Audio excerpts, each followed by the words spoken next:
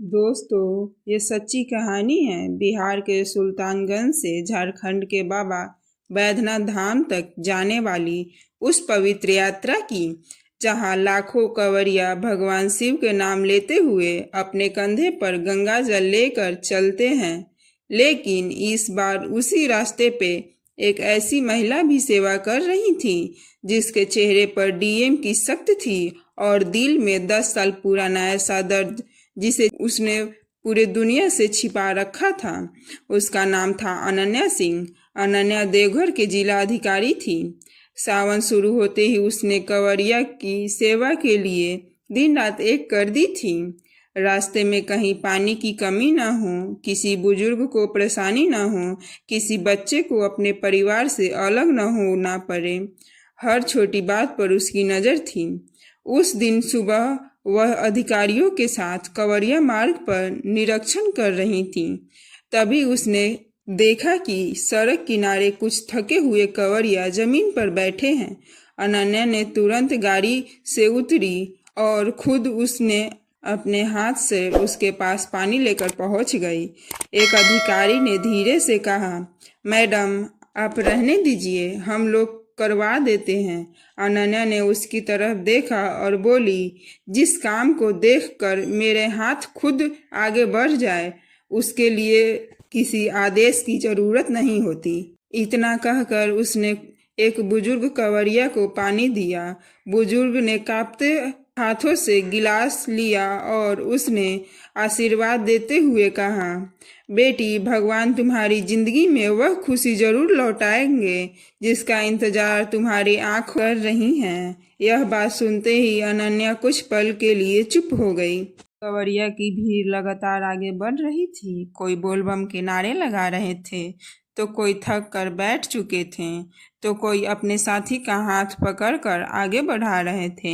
अनन्या सबको देख रही थी, लेकिन अचानक उसकी नज़र थोड़ी दूर खड़े एक आदमी पर जाकर टिक गई। उसके पास जल का पात्र था और उसके साथ करीब 15 साल का एक लड़का था। भीड़ के बीच भी अनन्या की नज़र उसके चेहरे से हट नहीं पाई। उस आदमी ने भी जैसे ही सिर उठा के सामने देखा, उसके आंख ठहर गई। वह अभय राज था, अनन्या के पूर्व पति।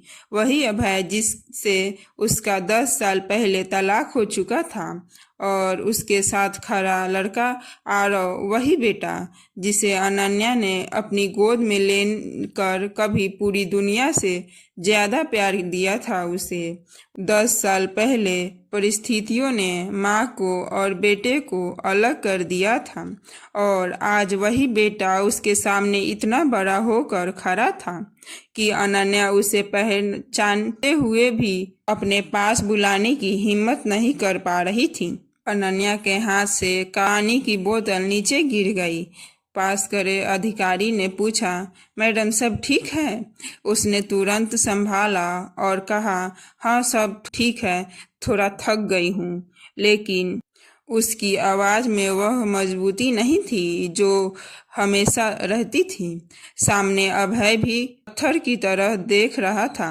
उसके आंख में पछतावा था, लेकिन वह आगे नहीं बढ़ा।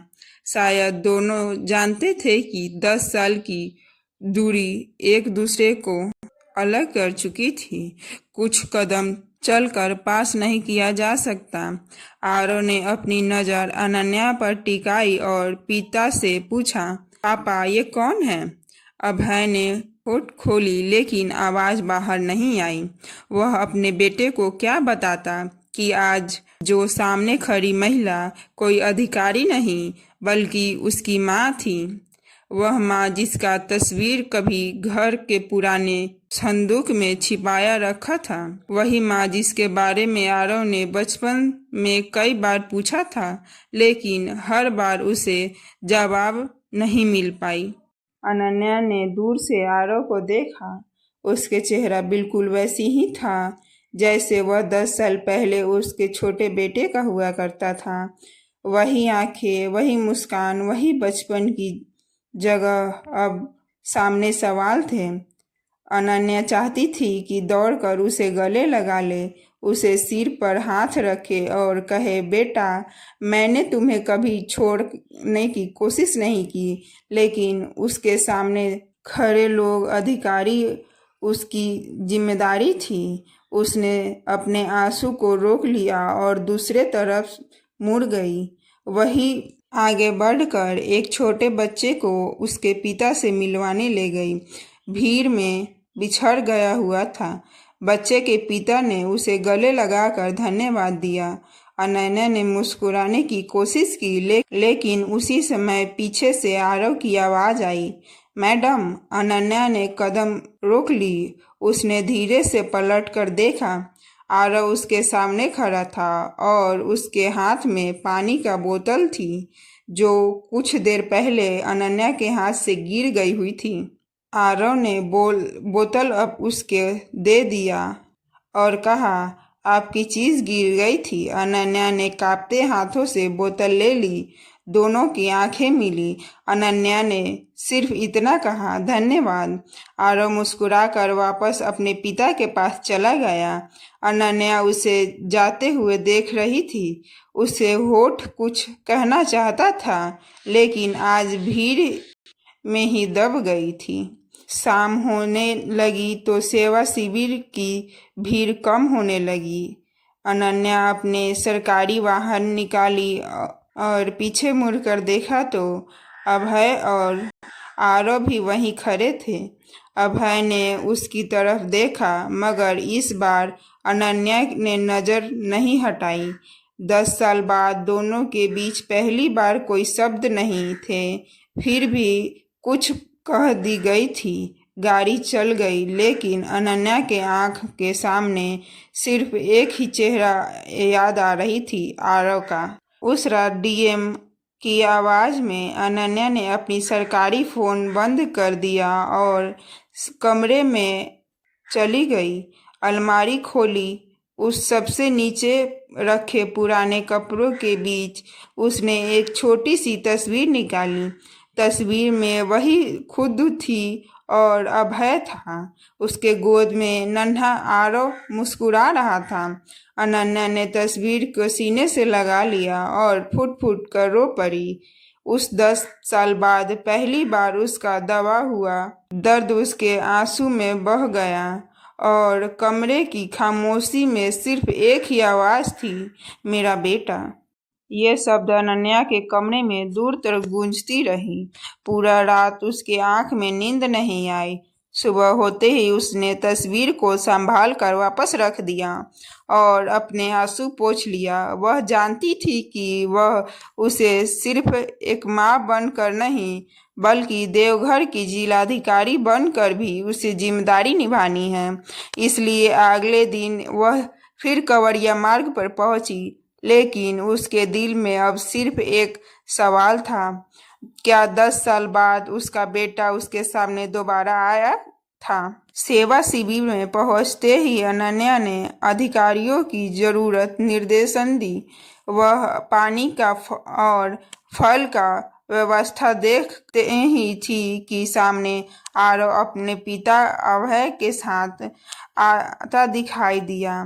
इस बार आरव पीछे अनन्या के पास पहुंच और बोला, मैडम, कल आपने मेरी बहुत मदद की थी, इसलिए मैं भी आज सेवा करने पहुंचा हूँ। अनन्या कुछ पल के लिए देखती रह गई, फिर उसने मुस्कुरा कर कहा, जरूर, लेकिन पहले थके हुए लोगों को पानी पिला सीखो। आरव ने तुरंत बोतल उठाई और सेवा में लग गया। अभय थोड़ी दूर पर खड़ा सब देख रहा था। वह अपने आंख से वह दृश्य देख रहा था जिसकी कल्पना उसने कई बार की थी। उसका बेटा अपनी माँ से बिल्कुल पास था, लेकिन दोनों के बीच रिश्ते का सच अभी भी छिपा हुआ था। अभय ने कई बार आगे बढ़कर सब कुछ बताने की कोशिश की, लेकिन हर बार उसके कदम रुक गया।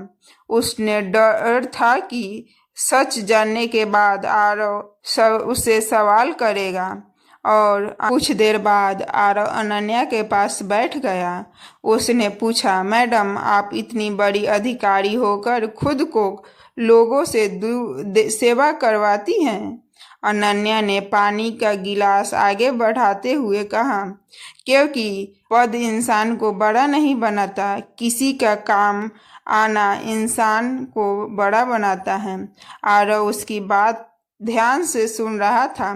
फिर अचानक उसने पूछा, क्या आपकी परिवार भी आपके साथ रहता है? अनन्या के हाथ रुक गया। उसने नजर झुका ली और धीमे से कहा, कुछ लोग पास रहकर भी दूर होते हैं और कुछ दूर रहकर भी दिल में बहुत करीब होते हैं। आरव को उसको जवाब समझ नहीं आया, लेकिन अभय समझ गया। उसके चेहरे पर पछतावे की जगह छाया उतर गई थी। उस 10 साल पहले की वह रात याद आ गई जब गुस्से में और गलतफहमी में उसने अनन्या को एक भी बात ठीक से नहीं सुनी थी। उस दिन अनन्या ने रोते हुए सिर्फ इतना कह रही थी कि वह अपना घर नहीं तोड़ना चाहती है, लेकिन अभय उसकी बात को बिल्कुल नहीं सुनी। उसके जिद समझ लिया था। कुछ ही महीनों बाद रिश्ता अदालत तक पहुंच गया और फिर तलाक में दोनों के बीच दीवार खड़ा हो गई। उसने आज तक कोई नहीं तोड़ पाया। दोपहर में अचानक शिवघर के पास भगदड़ जैसी स्थिति बन गई। एक बुजुर्ग कंवरिया गिर गया और लोग उसे घेरने लगे। अनन्या दौड़कर वहां पहुंची और अधिकारियों को रास्ता खाली करने का आदेश दिया। वह खुद बुजुर्ग के पास बैठ गई। आरव भी दौड़कर पहुंचा। वहां आया और पानी लेकर अनन्या के पास बैठ गया। दोनों मिलकर बुजुर्ग की मदद करने लगा। वह पल अनन्या को लगा जैसे कि 10 साल पहले का उसका बेटा उसके पास आ गया। कुछ देर बाद बुजुर्ग को सुरक्षित भेज दिया गया। आरव ने अनन्या की तरफ देखा और बोला, मैडम, आपको देखकर मुझे अजीब सा अपनापन महसूस होता है। पता नहीं क्यों। यह सुनते ही अनन्या के आंख भर गई। वह चाहती थी कि उसे कह दे, क्योंकि मैं तुम्हारी माँ हूँ, लेकिन उसने खुद को रोक लिया। उसने आरव की सिर पर हाथ रखा और सिर्फ इतना कहा, शायद कुछ रिश्तों की पहचानने में समय लगता है। शाम को अभय अनन्या के पास आया। दोनों कुछ देर चुप रहे। फिर अभय ने धीमी आवाज में कहा, तुम बहुत बदल गई हो। अनन्या ने उसकी तरफ देखा और जवाब दिया, नहीं अभय, मैं नहीं बदली हूँ, बस अब अपना दर्द साथ जीना सीख गई हूँ। अभय के आंख झुक गया। उसने कहा, अगर उस समय मैंने तुम्हारी बात सुन ली होती। अनन्या ने उसे रोक लिया। पुरानी बात मत छोड़ो। जो चल गया उसे वापस आने की ताकत किसी के पास नहीं होती। अभय कुछ नहीं बोला। तभी आरव देर से उन्हें देखते हुए उसके पास आया। उसने दोनों को एक साथ खड़े देखकर अचानक पूछा, पापा, आप एक दूसरे को पहचानते हो क्या? सामने सुनते ही अनन्या अभय को एक दूसरे को देखने लगी। 10 साल से छिपा हुआ सच अब उसके सामने खड़ा था और छिपाना पहले जैसा आसान नहीं था। आरव ने फिर पूछा, पापा, ये मैडम आपको इतना अजीब नज़र से क्यों देख रही है? अभय ने उसके पास इस बार कोई जवाब नहीं दिया। अनन्या ने अपने आंसू रोकते हुए कहा, आरव की तरह देखा। उसके सामने वही बेटा था जिसकी आवाज सालों बाद सुनने को मिली थी। आंख में एक अनजान रिश्ता। वह कुछ कहने की कोशिश कर रही थी। अचानक आरव की नज़र अनन्या के हाथ में पहले उस पुराने कंगन पर पड़ गई जिसे वह बचपन की एक धुंधली तस्वीर में देखा हुआ था। जिस कंगन को देखकर आरव की नज़र अचानक ठहर गई थी, वही कंगन अनन्या के लिए 10 साल की सबसे बड़ी याद था। आरव ने धीरे से पूछा, मैडम, क्या ये कंगन आपका है? अनन्या ने हाथ की तरफ देखा और उसकी आंख भर गई। उसने बस इतना कहा, हाँ, बहुत पुरानी है। आरव कुछ पल के लिए चुप रह गया, फिर बोला, मैंने इसे बचपन की एक तस्वीर में देखा था। यह सुनते ही अनन्या के अंदर जैसे कुछ टूट गया। अभय समझ चुका था कि अब सच छिपाना आरव के साथ अन्याय होगा।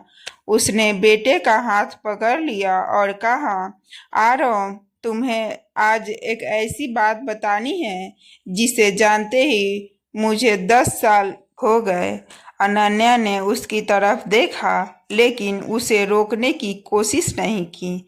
अभय की कांपते आवाज में उसने कहा, जिस महिला को तुम मैडम कह रहे हो वह सिर्फ देवघर की डीएम नहीं है, वह तुम्हारी माँ है। आरव जैसे ही पत्थर का हो गया हो।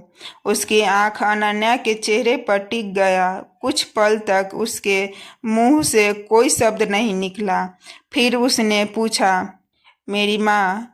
अभय ने सिर झुका लिया। आरव की आंख में आंसू निकल पड़े और वह अनन्या की तरफ देखने वाला था। इतने सालों तक दूर क्यों किया? इस सवाल का जवाब सुनने से पहले ही अनन्या का दिल टूट गया था।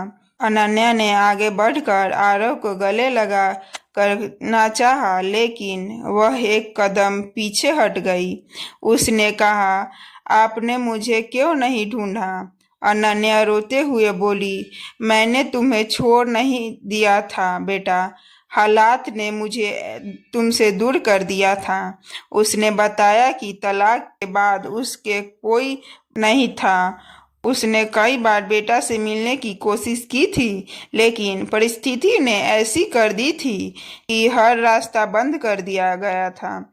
उसने अपने बेटे की पढ़ाई, जन्मदिन और छोटी याद को दूर से ही संभाल कर रखा था। अभय अब खुद को रोक नहीं पाया। उसने कहा, गलती मेरी थी आरव, तुम्हारी माँ को इतना परिवार की बातें और गलतफहमियों में आकर मैंने उसे 10 साल तक छोड़ दिया। उसने कभी मेरा घर बचाने के लिए खुद को मिटा दिया था। अनन्या ने उसकी तरफ देखा, लेकिन इस बार उसके चेहरे पर गुस्सा नहीं था, सिर्फ 10 साल की थकान थी। आरव धीरे धीरे अपनी माँ के पास गया। उसने पूछा, क्या आपने सच में मुझे कभी नहीं भुलाया? अनन्या ने कांपते हाथों से उसका चेहरा पकड़ लिया और कहा, एक माँ अपने बच्चे को कैसे भूल सकती है? इतना उस सुनते ही आरव उससे गले लग गया। अनन्या ने उसे कसकर पकड़ लिया और 10 साल से रोकी हुई आंसू बहने दिया। वह अपने बेटे के सिर पे चूमते हुए कहा, मेरा बच्चा। कुछ देर बाद आरव ने अनन्या से पूछा, क्या मैं आपको माँ कह सकता हूँ? अनन्या की आंख से आंसू रुकने का नाम नहीं ले रही थी। उसने सिर हिलाया और उसे पास खींच लिया। वह पल उसके जीवन का सबसे बड़ा पल था। 10 साल की दूरी के बाद उसे अपना बेटा वापस मिल गया, लेकिन उसके मन में एक डर अभी भी था कि कहीं वह मिलकर हम रहेगा या फिर समय उसे दोबारा अलग कर देगी। अभय ने अनन्या से कहा, मैं तुम्हें कुछ मांगना चाहता हूँ। बस इतना कहा कि आरव को उसकी माँ मिल जाए। अगर तुम मुझे कभी माफ न भी की हो तो मैं तुम्हारा फैसला स्वीकार करूंगा। अनन्या कुछ नहीं बोली। उसे अभय की बात में पहली बार कोई सफाई नहीं दी, पछतावा दिखाई दे रहा था। उसी शाम अभय ने उसकी माँ शकुंतला देवी को फोन किया और कहा, माँ, समय आ गया है कि आप भी अनन्या से मिलें। दूसरी तरफ कुछ देर खामोश रही, फिर शकुंतला की कांपती आवाज आई, क्या वह मुझे माफ करेगी? अभय ने कोई जवाब नहीं दिया। वह जानता था कि वह सवाल सिर्फ माँ का नहीं बल्कि उस सभी लोगों की है जिन्होंने 10 साल पहले अनन्या को अकेला छोड़ दिया था। अगले सुबह बैद्यनाथ धाम के पास अनन्या अकेले खड़ी थी। उसके सामने मंदिर का रास्ता था और पीछे उसकी जिंदगी का सबसे बड़ी कठिन दौर। तभी अभय और आरव वहां पहुंचा। आरव ने उसका हाथ पकड़ लिया और कहा, माँ, आज हम तीनों साथ दर्शन करेंगे। अनन्या ने बेटे की तरफ देखा, फिर अभय की तरफ देखा। उसकी आंख में आंसू थे, लेकिन इस बार उन आंसुओं में दर्द नहीं थे, बल्कि एक छोटी सी उम्मीद थी। तभी दूर से शकुंतला देवी दिखाई देती नजर आई और उन्हें देखते ही अनन्या कदम वहीं रुक गया। शकुंतला देवी के सामने देखकर अनन्या कुछ पल के लिए बिल्कुल शांत खड़ी रही। 10 साल पहले जिस शब्द ने उसके घर से तोड़ दिया था, उसी शब्द के बोझ आज शकुंतला देवी की आंख में दिखाई दे रही थीं। वह धीरे धीरे अनन्या के पास आई और हाथ जोड़कर बोली, बेटी, मुझे माफ कर दो। अनन्या की आंख भर गई। उसने उसके जोड़े हुए हाथ को पकड़कर नीचे कर दिया और कहा, माँ, इस साल बाद भी आप मुझे बेटी कह रही है। मेरे लिए इतना ही काफी है। शकुंतला देवी रोते हुए बोली, हमने तुम्हें गलत समझा था। तुम्हारी खिलाफ जो बात कही गई थी उसमें बहुत सी बात सच नहीं थी, लेकिन तब हमारा घर टूट चुका था। अनन्या ने कोई शिकायत नहीं की। उसने इतना कहा, जो बात बीत गया उसे बदला नहीं जा सकता, लेकिन उसे सीख कर आगे जरूर चल सकता है। पास खड़ा आरव अपनी माँ और दादी को देख रहा था।